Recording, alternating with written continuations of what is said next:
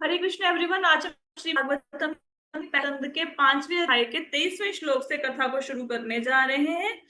इस कथा में अब नारद मुनि जी अपनी कथा सुनाएंगे, मतलब अपने जीवन को बताएंगे कि उनके जीवन में कैसे परिवर्तन आया भक्ति के द्वारा।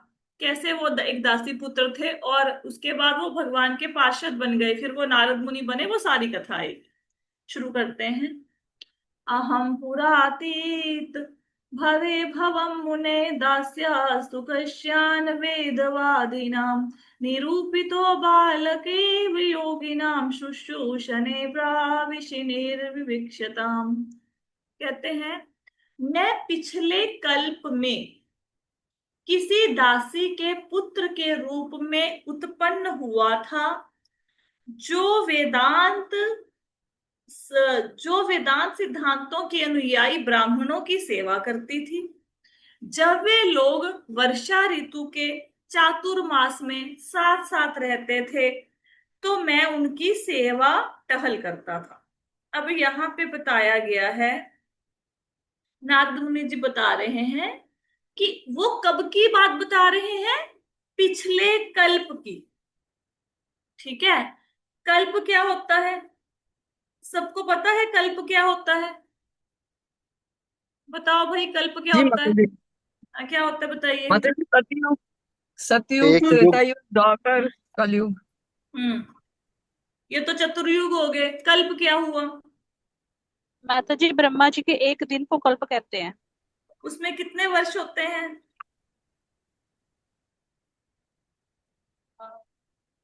हम्म। ब्रह्मा जी के एक दिन में कितने वर्ष होते हैं? माता जी चार 1,000। 4 अरब 32 करोड़। हाँ, ये किसने माता बताया? जी 30। ये किसने बताया 4 अरब 32 करोड़? अनीता माता जी ने बताया। हाँ जी माता जी। अब अनीता माता जी माला भी करने लग गए हैं, देखो इनको ज्ञान भी होना शुरू हो गया है। बस इनकी भगवत धाम जाने की तैयारी है। हमें भी ले जाएंगे पीछे पीछे अपने। माता तो जी, आपकी कृपा से हो रहा है, आपके साथ से हो रहा है। देखो कितने, पता, बड़ी बहुत बड़ी बात होती है कि आपको ग्रंथ याद रहने शुरू हो जाए। ठीक है।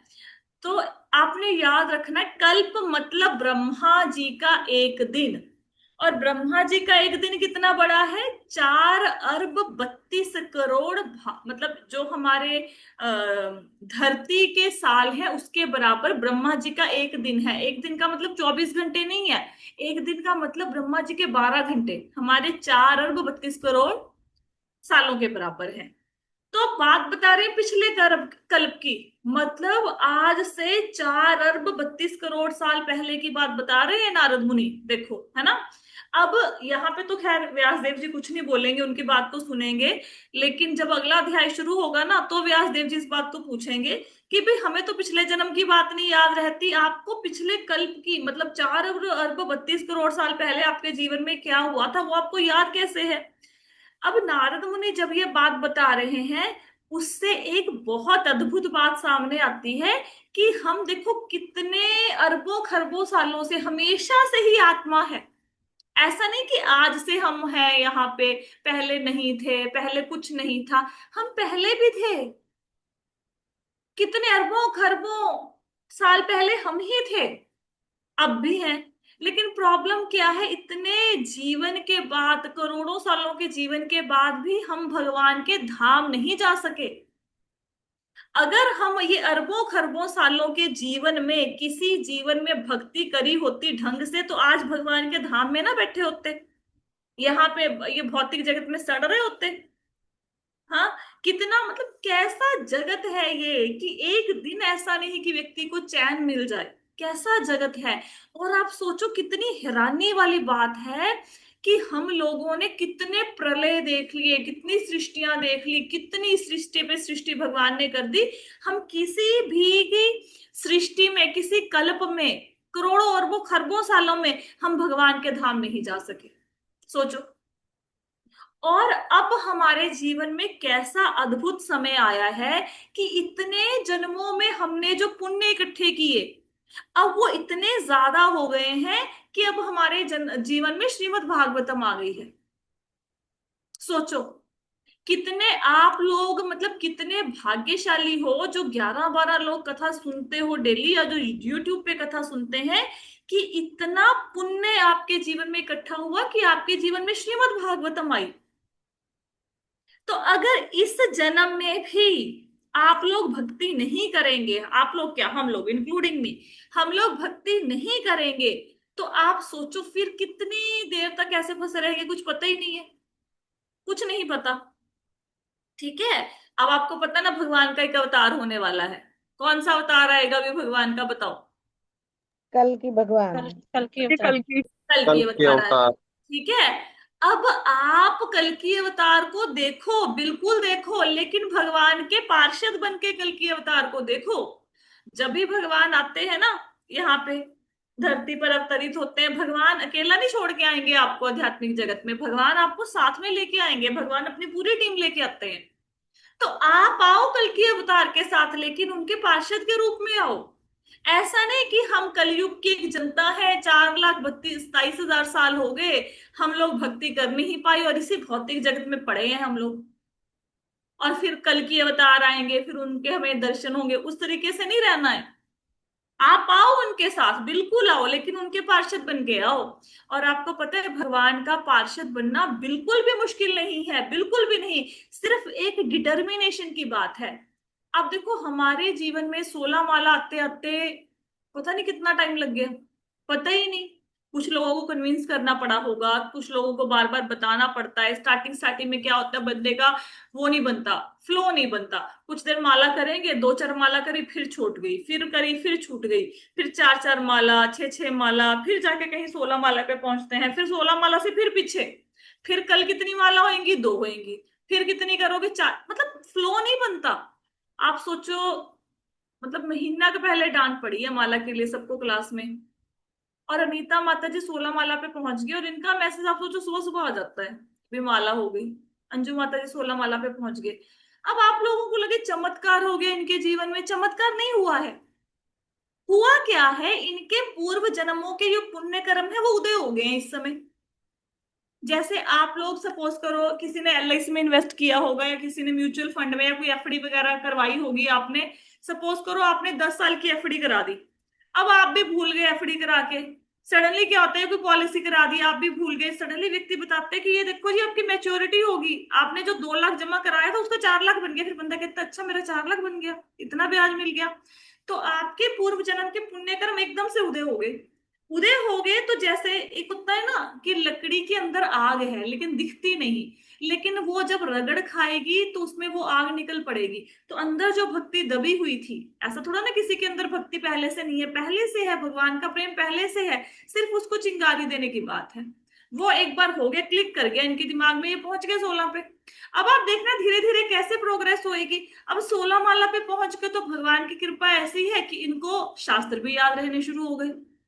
जब 16 माला पे कोई भक्त इतनी जल्दी पहुंच जाए और शास्त्र भी याद रहने शुरू हो जाए, तो समझो भगवान के धाम में जाने का टाइम आ गया पास।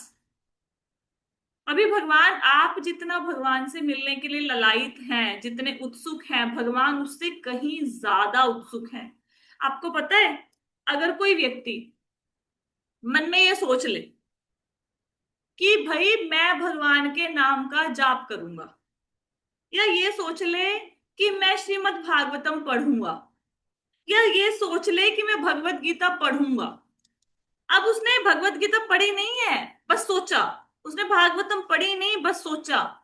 उसने ऐसे जाप करना शुरू नहीं किया, उसने सोचा मन में मैं हरे कृष्णा मंत्र का जाप करूंगा। आपको पता है ब्रह्मा जी उसके लिए क्या करते हैं, जिसने सिर्फ सोचा, भी किया कुछ नहीं। ब्रह्मा जी को तो आप जानते हैं ना, ब्रह्मा जी क्या करते हैं उस भक्त के लिए, पता है किसी को? ब्रह्मा जी उसके लिए, तो जी हाँ बताइए।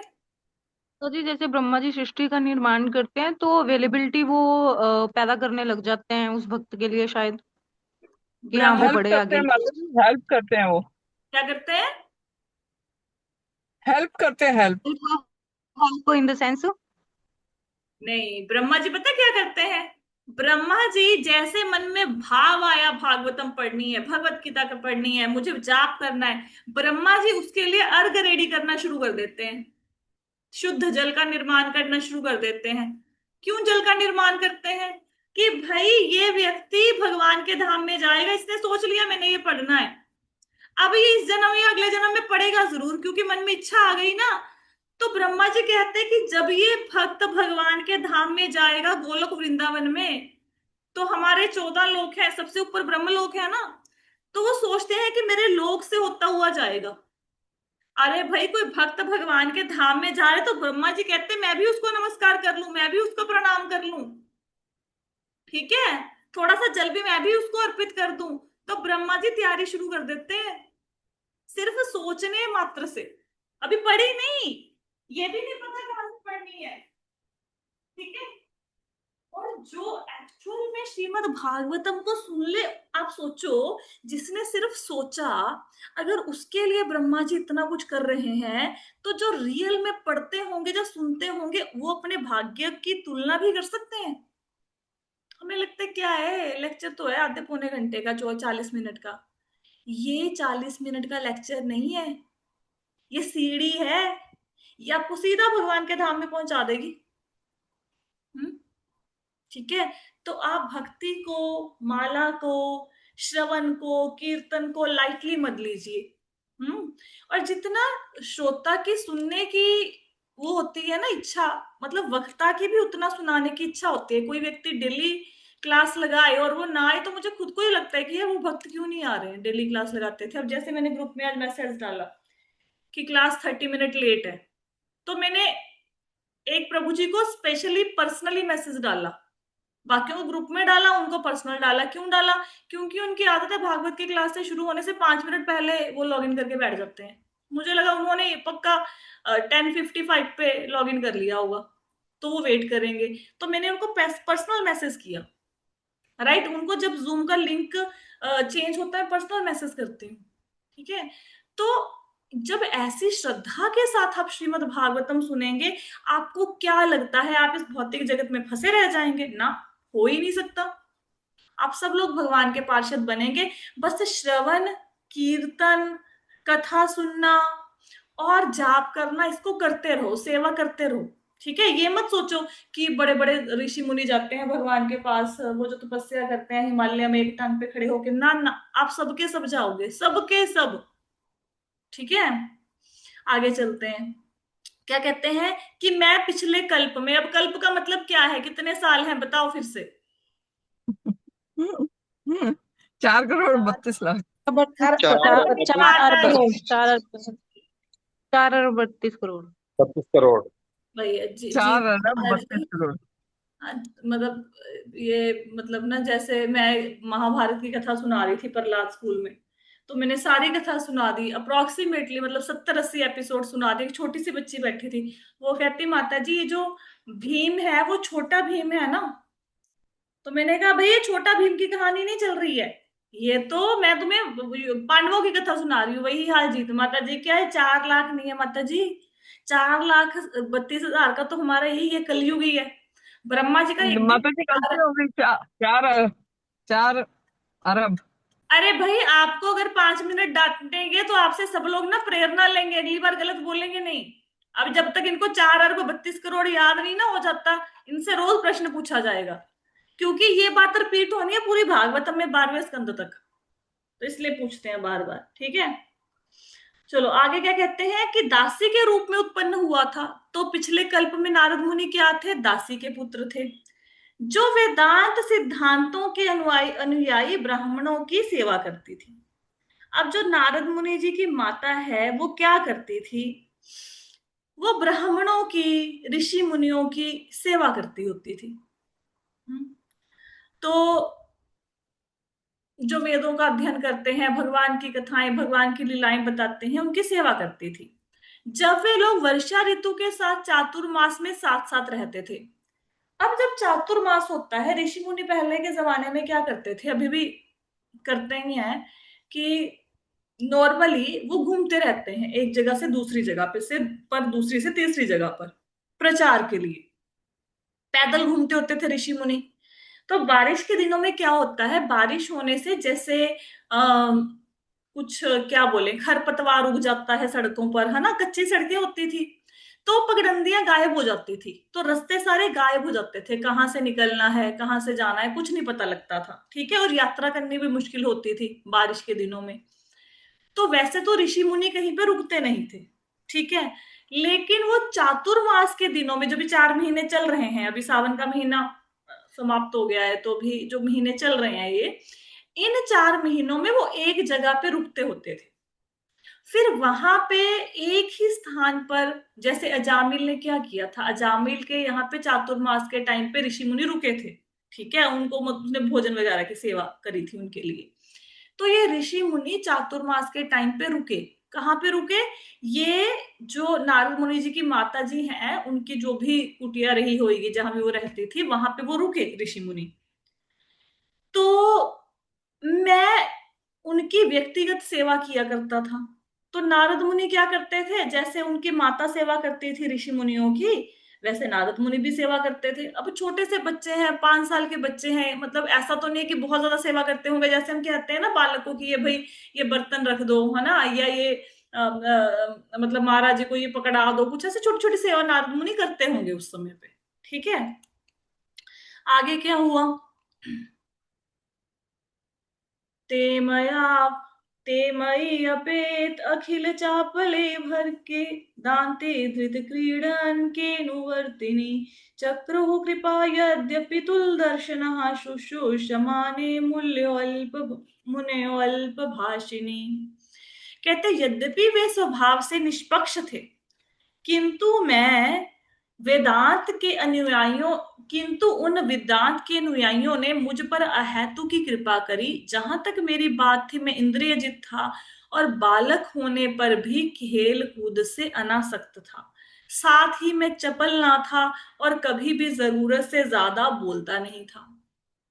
अब जो ये ऋषि मुनि हैं, ऐसा नहीं कि ऋषि मुनि सबके ऊपर कृपा नहीं करते, वो तो निष्पक्ष है, वो तो हर एक के ऊपर कृपा करते हैं, है ना। अब जैसे अब गुरु महाराज जी ने सबको ही आदेश दिया है ना कि भाई श्रील प्रभुपाद के ग्रंथों को 1 घंटा पढ़ना है, तो जो पढ़ेगा उसके ऊपर कृपा हो जाएगी, जो नहीं पढ़ेगा उसके ऊपर कृपा कैसे होगी। तो ऋषि मुनि तो सबको ही संदेश देते हैं, लेकिन कौन उनके संदेश को दृढ़ता से स्वीकार करता है, ये उसके ऊपर डिपेंड करता है। तो जो वो ऋषि मुनि थे, वेदांत के अनुयायी थे ऋषि मुनि, उन्होंने नारद मुनि के ऊपर अहेतु की कृपा करी।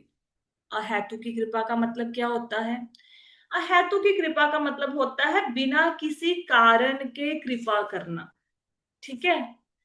तो जैसे भगवान ने हमारे ऊपर कृपा करी है ना, हमारे जीवन में श्रीमद् भागवतम आ गया है, तो ऋषि मुनियों ने भी नारद मुनि पर अहेतु की कृपा करी।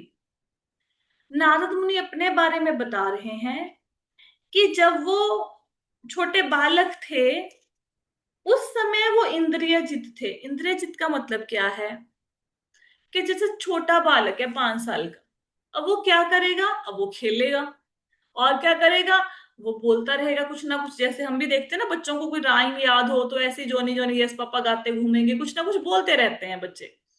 लेकिन ये जो नारद मुनि थे, ये ज्यादा बोलते नहीं थे, खेलते भी नहीं थे, बच्चों के साथ खेलने कूदने भी कोई रुचि नहीं थी, ठीक है। तो एक्चुअल में ऋषि मुनियों ने समझो कि पहले से उनको दीक्षा दे दी थी। वो पहले से, जैसे दीक्षा के लिए एक अनुशासन की जरूरत होती है, वो अनुशासन उनमें पहले से था नारद मुनि में।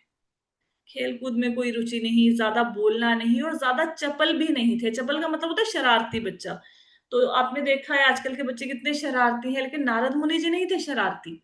अब मैं देखती हूँ अपने प्रहलाद स्कूल में कि कुछ बच्चे आते हैं और सिर्फ शरारत करके चले जाते हैं, लेकिन कुछ बच्चे होते हैं जो बड़े सिंसियर होके सुनते हैं, नोट्स बनाते हैं, उनको सारी बातें पता होती हैं, याद रहती हैं। अब ये बाय डिफॉल्ट ये गुण आता है, पूर्व जन्म के कर्म ही ऐसे हैं उनके, ठीक है। वो पिछले जन्म में भक्ति कर करके यहाँ तक पहुंचे हैं, उनको चीजें याद हो जाती हैं। तो नारद मुनि इंद्रियजित थे, शरारत नहीं करते थे, खेल कूद में ज्यादा रुचि नहीं थी, ज्यादा बोलते नहीं थे, तो ऋषि मुनियों ने क्या किया, देख के कि मतलब बच्चा ये कितना सिंसियर है, उसके ऊपर क्या करी, अहेतु की कृपा करी। अहेतु की कृपा मतलब बिना किसी कारण के कृपा करना। आगे करते हैं। उच्छिष्ट लेपान अनुमोदितो द्विजे सत्कृत स्म भुञ्जे तदपासित किल्बिष एवं प्रवर्तस्य विशुद्ध चेतस तत्कर्म तद्धर्म एवात्मरुचिः प्रजायते। कहते हैं उनकी अनुमति से मैं केवल एक बार उनकी जूठन खाता था, और ऐसा करने से मेरे सारे पाप तुरंत ही नष्ट हो गए।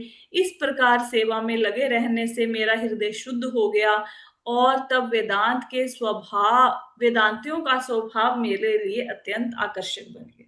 यहाँ पे क्या बता रहे हैं, यहाँ पे कह रहे हैं कि ये जो भगवान के शुद्ध भक्त होते हैं, अगर कोई उनका जूठा खा ले उनकी आज्ञा से, या जो मतलब ऐसे शुद्ध भक्त होते हैं उनका जूठन आप बिना आज्ञा से भी खा सकते हो। ये प्रभुपाद जी लिखते हैं कि ऐसी जूठन, ये देखो मैं पढ़ा भी देती हूँ, ऐसे जूठन शुद्ध भक्तों की अनुमति के बिना भी ग्रहण की जा सकती है। ठीक है, तो अगर कोई शुद्ध भक्त, जैसे इन्फेक्शन होता है ना किसी को, इन्फेक्शन कैसे होता है कि भाई किसी व्यक्ति को कोल्ड है या किसी को सपोज कोरोना है, आप उसके संपर्क में आएंगे, किसी ने किसी का जूठा खाया, उसको टच किया, अब साथ वाले को भी इन्फेक्शन हो जाएगा। तो कहते हैं ये जो शुद्ध भक्ति है ये एक संक्रमण के रोग के तुल्य है। ठीक है, मतलब जैसे हमने कोरोना वाले व्यक्ति के पास गए, उसके संपर्क में आए, हमें भी कोरोना हो जाएगा। ऐसे ही जैसे ही हम शुद्ध भक्त की संगति में जाएंगे तो हम सारे प्रकार के पापों से मुक्त हो जाएंगे। ये शुद्ध भक्त की संगति का फल होता है। तीर्थ स्थान पर यात्रा करेंगे, गंगा में हम लोग स्नान करेंगे तो बहुत देर के बाद पापों से मुक्ति मिलेगी, लेकिन शुद्ध भक्त की संगति से तो साथ के साथ ही पापों से मुक्ति मिल जाती है। एक बार श्रील प्रभुपाद सफर कर रहे थे बाय एयर, तो वहां पे एयर होस्टेस थी, तो उसने क्या किया, प्रभुपाद जी कुछ स्नैक्स में कुछ खा रहे थे, उसने मतलब एयर होस्टेस ने उनकी परमिशन के बिना, उनकी जैसे होता है ना कि वो फॉरेनर थी तो बिना परमिशन के ऐसे उसमें से उठा के खा लिया। ठीक है, तो बाकी भक्त देखने लगे कि परमिशन भी नहीं ली, ऐसे कैसे खा लिया, लेकिन उसने वो खाया बस, हालांकि बिना परमिशन के खाया। उसके बाद कुछ साल के बाद भक्त मिले उससे जिसने खाया था, एयर होस्टेस ने, वो क्या बन गई थी, उसने फुल टाइम टेंपल ज्वाइन कर लिया था, वो भक्त बन गई थी। क्या किया था उसने सिर्फ शुद्ध भक्त का जूठन खाया था। तो इसको उच्चिष्ट कहते हैं। उच्चिष्ट मतलब जूठन, उच्चिष्ट लेपान। ठीक है, तो नारद मुनि क्या करते थे, एक बार उनकी परमिशन से, जो वेदांत के अनुयायी थे, ब्राह्मण थे, उनकी परमिशन से उन्होंने उनका जूठा खा लिया। अब जूठन खाने से मैंने आपको अभी बताया क्या फल मिलता है कि व्यक्ति पापों से मुक्त हो जाता है। तो अब उनके सारे पाप नष्ट हो गए। फिर क्या हुआ, इस प्रकार सेवा में लगे रहने से मेरा हृदय शुद्ध हो गया। तो जब नारद मुनि जी ने उनकी सेवा की, उनका जूठन खाया, उससे क्या परिणाम मिला उनको, कि उनका हृदय बिल्कुल शुद्ध हो गया। और वेदांतियों का स्वभाव मेरे लिए अत्यंत आकर्षक बन गया। इसका मतलब क्या है, इसका मतलब है कि जो भगवान के शुद्ध भक्त होते हैं वो भगवान की लीलाओं का गान करते रहते हैं, कीर्तन करते हैं, नाम जाप करते हैं, ये उनका स्वभाव है वेदांतियों का, भगवान के नाम रूप यश लीला का गुणगान करते रहना। तो अब हर व्यक्ति की इस चीज में रुचि हो ऐसा नहीं होता।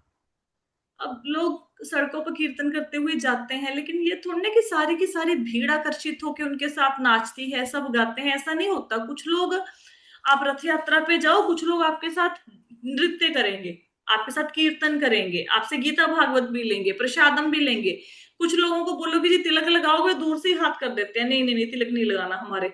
उनको ये नहीं पता कि तिलक लगाएंगे, भगवान विष्णु के चरण हैं ये, उनको लगाएंगे, तिलक वाले व्यक्ति को देखेंगे, उनके कितने पाप नष्ट होते हैं, वो भक्त बन सकते हैं। उनको पता ही नहीं, दूर से ही। मतलब आप ये सोचो, किसी को कोई गरीब है, निर्धन है, आप हीरो की टोकरी लेके उसके पास गए और उसने बोला नहीं नहीं नहीं, क्योंकि लोगों को पता ही नहीं, उनको पता ही नहीं कि तिलक लगाने मात्र से कितना व्यक्ति का उद्धार हो सकता है, इसलिए उनको इंपॉर्टेंस नहीं पता, तो वो क्या लगाएंगे। तो इनका हृदय क्या हो गया, शुद्ध हो गया। और जो वेदांतियों का स्वभाव था वो उनके लिए आकर्षण का केंद्र बन गया। मतलब भगवान के नाम, यश, रूप, लीला में जैसे वेदांतियों को आनंद आता था, उसी प्रकार श्री नारद मुनि को भी आनंद आने लगा। ठीक है, आगे चले। तत्राण्वहं कृष्ण कथा प्रयागताम् अनुगृहेणाश्रणवं मनोहराताष्टाध्यायी अनुपदं वृष्णवतः प्रियश्रवस्यङ्गममाभवद्रुचिः। तो इसमें क्या बताया है, हे व्यासदेव, उस संगति में तथा उन महान वेदांतियों की कृपा से मैं उनके द्वारा भगवान कृष्ण की मनोहर लीलाओं का वर्णन सुन सका। और इस प्रकार ध्यान पूर्वक सुनते रहने से भगवान के विषय विषय में प्रतिक्षण अधिकाधिक सुनने के प्रति मेरी रुचि बढ़ती गई। ठीक है, अब नारद मुनि बता रहे हैं कि जो मैंने उन ऋषि मुनियों की संगति की, उनकी कंपनी ली, कितने महीने, 4 महीने, चातुर्मास में, और उन्होंने नारद मुनि के ऊपर कृपा करी। कौन सी कृपा करी थी नारद मुनि के ऊपर, अभी बताया था आए आपको, तो ठीक। अहेतु की कृपा करी थी। उनके कारण क्या हुआ, वो भगवान कृष्ण की लीलाओं को सुन सके। क्योंकि 4 महीने वहां पे रहकर साधु संत ऐसा नहीं करते थे कि कहीं पे बैठे आराम से, बैठो खाओ पियो सो गए, ऐसा नहीं करते थे। वो भगवान कृष्ण की लीलाओं के बारे में वर्णन, लीलाओं का वर्णन करते थे, उसका कीर्तन करते थे। तो जब ध्यान पूर्वक श्री नारद मुनि 4 महीने के लिए इन कथाओं को सुनते रहे चातुर्मास में, तो उनके मन में भगवान की लीलाओं को सुनने की रुचि और बढ़ती गई। तो भगवान की लीलाओं को सुनने से क्या होता है, एक तो सारे पाप, सारे अनेकानेक जन्म के पाप सारे क्या करते हैं, धुल जाते हैं। और दूसरा क्या होता है कि भगवान की लीलाओं को सुनने का सबसे बड़ा बेनिफिट क्या है कि व्यक्ति भगवान का पार्षद बन जाता है। ये देखो लिखा हुआ है, ये लो, कि भगवान की लीलाओं के श्रवण मात्र से मनुष्य भगवान का पार्षद बन सकता है। पार्षद मतलब व्हाट, पार्षद मतलब भगवान के निजी असिस्टेंट बन सकते हो आप, भगवान के सेवक बन सकते हैं, पर्सनल सेवक बन सकते हैं। ठीक है, तो ये भगवान की कथाओं को सुनने का महत्व है। तो इसीलिए तो हम लोग श्रीमद, अदरवाइज देखो हो, आज की कथा हम मिस भी कर सकते थे, लेकिन मन में क्या विचार आते हैं, कितने सारे लोग बैठे होंगे कि आज कथा होगी, आज कुछ नया भगवान के बारे में सुनने को मिलेगा, और अगर आप नहीं कथा सुनाएंगे तो फिर भक्त निराश होते हैं। तो इसलिए आज की कथा की गई। तो अगर आप इन कथाओं को सुनते रहेंगे, भगवान के धाम में जाएंगे, पाप भी नष्ट हो जाएंगे। तो इन कथाओं में बने रहना चाहिए। आप अपनी मर्जी का स्पीकर चुनिए, ऐसा नहीं कि मेरे से ही सुनो, जिसका समझ आता है उसका सुनो। ठीक है, बस एक बात का ध्यान रखना है, एक तो वो व्यक्ति मतलब कथा के बदले में धन ना ले, धनार्थी नहीं होना चाहिए। दूसरा, तथ्यों को एज इट इज प्रस्तुत कर दे, अपने खुद के मोड़ तोड़ के ना उसको प्रस्तुत करे। गीता किसी मर्जी की सुनिए जो यथारूप को प्रस्तुत कर रहे हैं सरल शब्दों में। ठीक है, आज की कथा में किसी को कोई प्रश्न है, कोई क्वेश्चन, कोई डाउट नहीं है? फिर आज की कथा को हम यहीं पे विश्राम देते हैं। श्रीमद् भागवतम की जय।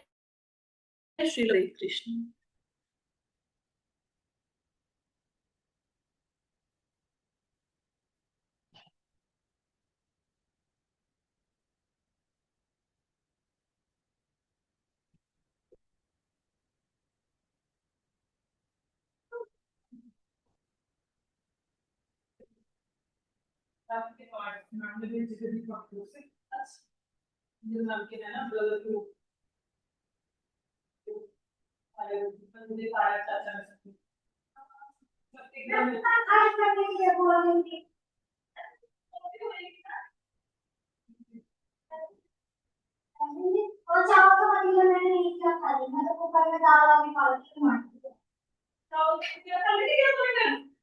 अच्छा कोई बात, मुझे पता नहीं लगता किसने आपको, कोई बात, कोई बात।